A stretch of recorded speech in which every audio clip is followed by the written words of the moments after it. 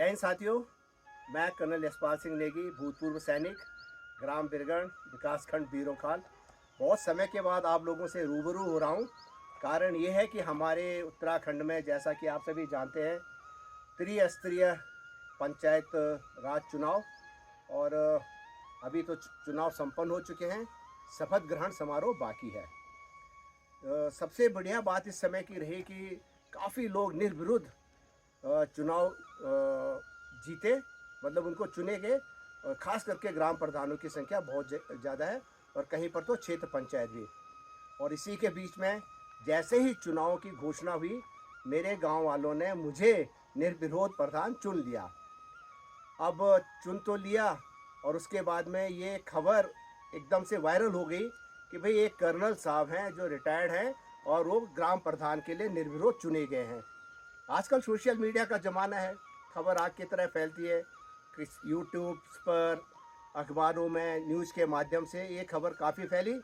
और उसके साथ साथ ही क्या हुआ कि जब बाद में आईजी मैडम हुई बिमला गुंजियाल निर्विरोध गुंजी गांव से, तो फिर तो बहुत ही ज़्यादा ये खबर फैलने लगी। और यहाँ तक कि उत्तराखंड के मुख्यमंत्री पुष्कर सिंह धामी जी ने भी कहा कि भाई कर्नल यशपाल नेगी और बिमला गुंजियाल मैडम जो है ये रिवर्स माइग्रेशन के ब्रांड एम्बेसडर हैं।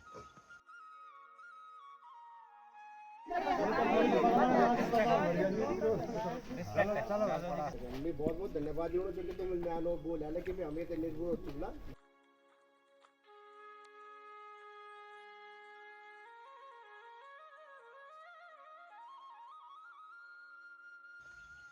अब कह तो उन्होंने दिया है, लेकिन ये बहुत बड़ी एक प्रकार से जवाबदारी भी है।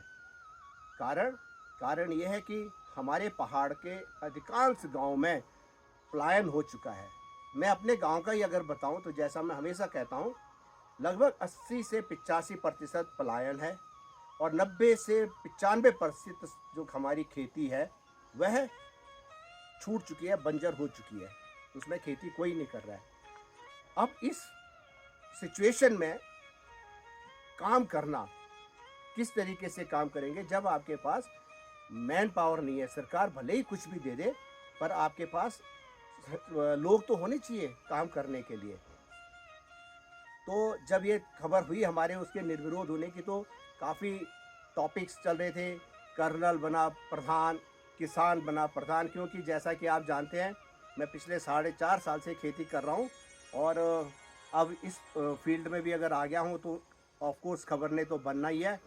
तो उसके लिए हेडिंग जवान, किसान और प्रधान, मैं ये सोच रहा था वीडियो को बनाऊँ।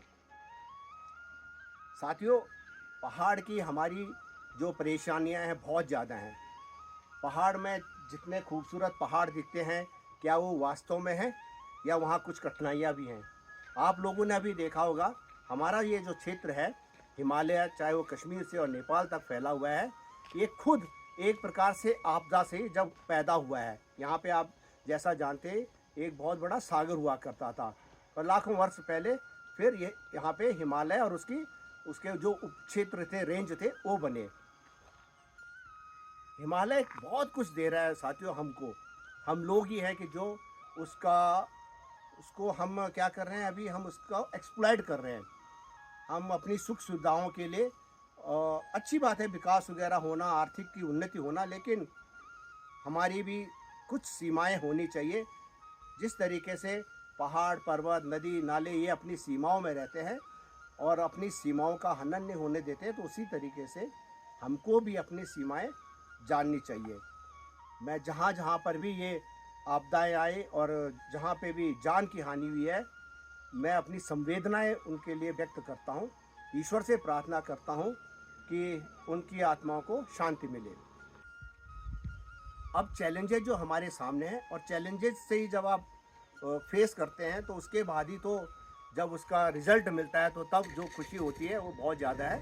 तो हम देखेंगे कि जो हमारे सामने चैलेंजेस हैं, हम उनको किस तरीके से ओवरकम करते हैं और फिर किस तरीके से सफलता हासिल करते हैं। और सफलता हासिल करने के लिए आपके पास कुछ उदाहरण होने चाहिए। मेरे पास क्या उदाहरण है जो मुझे प्रेरित करते हैं, प्रेरणा देते हैं आगे बढ़ने के लिए। आइए मैं आपको दिखाता हूँ, आइए मेरे साथ। 7 समुद्र पार च जाणु बुए, जाज म जौनों के नाश के प्रथम विश्व युद्ध के लोकगीत से लेकर कारगिल के युद्ध तक उत्तराखंड के अनेक जवानों ने युद्ध भूमि में न केवल सर्वोच्च शौर्य का प्रदर्शन किया बल्कि अपना सर्वोच्च भी मातृभूमि पे निछावर कर दिया। शहीदों की चिताओं पर लगेंगे हर बरस मेले, वतन पर मरने वालों का यही बाकी निशान होगा।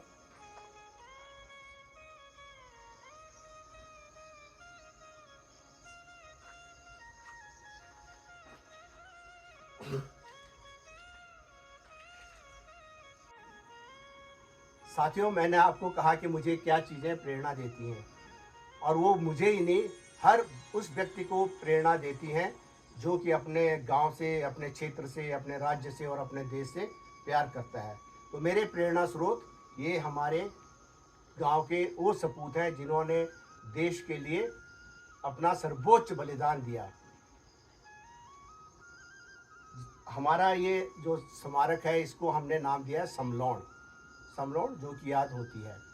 और मैं चाहता हूँ कि ये हर गांव में इस तरीके से एक हमारी यादगार रहे जो कि हमारी आने वाली पीढ़ियों को दिखाए कि उन लोगों की वजह से हमको किस तरीके से आज़ाद हवा में सांस लेने का सौभाग्य प्राप्त हुआ, और अभी भी हम आज़ाद हवा में ही सांस ले रहे हैं।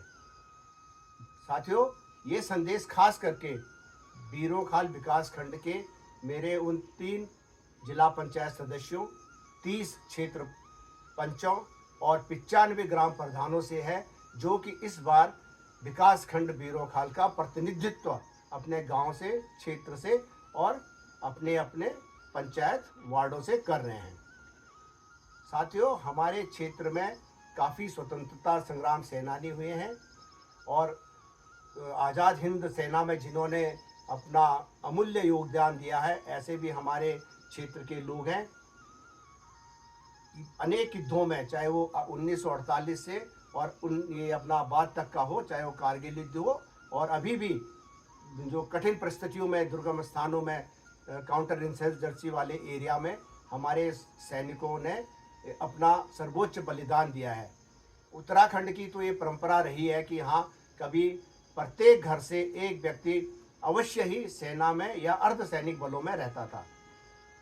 तो मेरा अपने बीरोंखाल विकास खंड के सभी जनप्रतिनिधियों से अनुरोध है कि हम लोग अपने विकास खंड के जो भी हमारे स्वतंत्रता संग्राम सेनानी हों या वो सभी लोग जिन्होंने सेना में रहते हुए अपना सर्वोच्च बलिदान दिया है, सेना और अर्धसैनिक बलों में रहते हुए सर्वोच्च बलिदान दिया है, उनका एक स्मारक बनाएं अपने क्षेत्र में। और जो हमारे राष्ट्रीय पर्व के दिन है, चाहे वो 26 जनवरी हो या 15 अगस्त हो, उस दिन सभी जनप्रतिनिधि और अन्य लोग भी आकर वहाँ पर इन वीरों को, शहीदों को श्रद्धांजलि दें। इससे क्या होगा कि हम लोग अपने एक तो इन लोगों का, पूर्वजों का, शहीदों का स्मरण करेंगे और साथ ही साथ ये हमारे आने वाली पीढ़ी को भी प्रेरणा देंगे। साथियों, आपने सुना होगा, अपने गाँवों को हम जाने, अपने लोगों को पहचाने, समझे अपने नदिया ताल, शिखर घाटियाँ बन बुग्याल। हम लोगों को अपने जल, जमीन, जंगल, जैविक विविधता को तो बचाना ही है, और उनको बचा के जब हम संरक्षित करेंगे तो उसके साथ साथ जब हम अपने पूर्वजों का, उन पूर्वजों का जिनकी वजह से आज हमें आज़ादी मिली, या आज जो भी अपनी आज़ादी को अक्षुण्ण रखने के लिए सेना में भर्ती हैं और सीमा पर डटे हुए हैं, उसका महत्व और भी बढ़ जाएगा। तो मैं चाहता हूं कि न सिर्फ हमारे विकासखंड बीरोंखाल बल्कि हर विकासखंड में इस तरीके के स्मारक बने जहां पर कि हम अपने उन अमर शहीदों को याद कर सकें, श्रद्धांजलि दे सकें, जिनकी वजह से आज हम आज़ाद हैं। आप लोग जहां पर भी रहें, स्वस्थ रहें, सुखी रहें, दीर्घायु रहें, इसी कामना के साथ जय हिंद, जय उत्तराखंड।